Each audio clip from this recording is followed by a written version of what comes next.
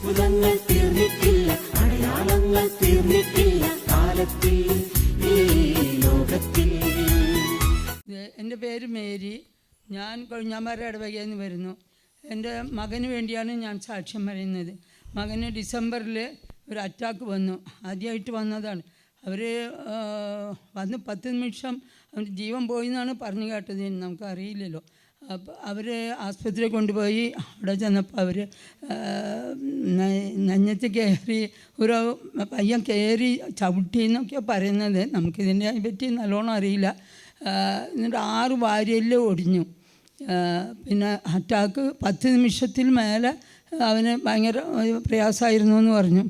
ഇപ്പോൾ ഈ കഴിഞ്ഞ ആഴ്ചയിൽ അവനവിടുന്ന് മരുന്ന് കഴിച്ചുകൊണ്ടിരിക്കുന്നുണ്ടായിരുന്നു.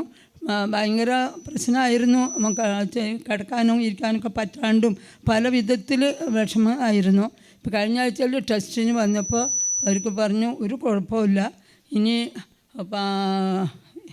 ഈ ഇങ്ങനെ ഒരു രോഗമുണ്ട് എന്നുള്ളത് അച്ഛൻ വിചാരിക്കുക വേണ്ട, അച്ഛൻ ഈ രോഗം പൂർണ്ണമായി എടുത്തു മാറ്റിയിരിക്കുന്നു എന്ന് പറഞ്ഞു. ഞാനിവിടെ വന്ന് ഇവിടെ പ്രാർത്ഥിക്കാൻ എല്ലാ ചൊവ്വാഴ്ചയോട് വരാറുണ്ട്. വരുമ്പോഴൊക്കെ പ്രാർത്ഥിക്കും. പിന്നെ ഇവിടെ പ്രാർത്ഥിക്കാനും പറഞ്ഞിരുന്നു.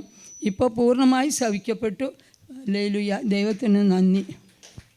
മകനച്ഛന് രോഗം വന്നു, ഹൃദയ സംബന്ധമായ രോഗം. കൃത്യമായ ശ്വാസം കൊടുത്ത് അത് ആളെ ജീവിപ്പിക്കാനായിട്ട് ഇപ്പോൾ രോഗമൊന്നുമില്ല. 5 മാസം കഴിഞ്ഞു. കർത്താവ് സൗഖ്യം നൽകി അനുഗ്രഹിച്ചു. അത് ആ ശ്വാസം കിട്ടാത്ത കാരണം കൊണ്ട് ചവിട്ടിക്കയറി നെഞ്ഞത്ത് ഇടിക്കുകയൊക്കെ ചെയ്തു എന്ന് പറഞ്ഞു.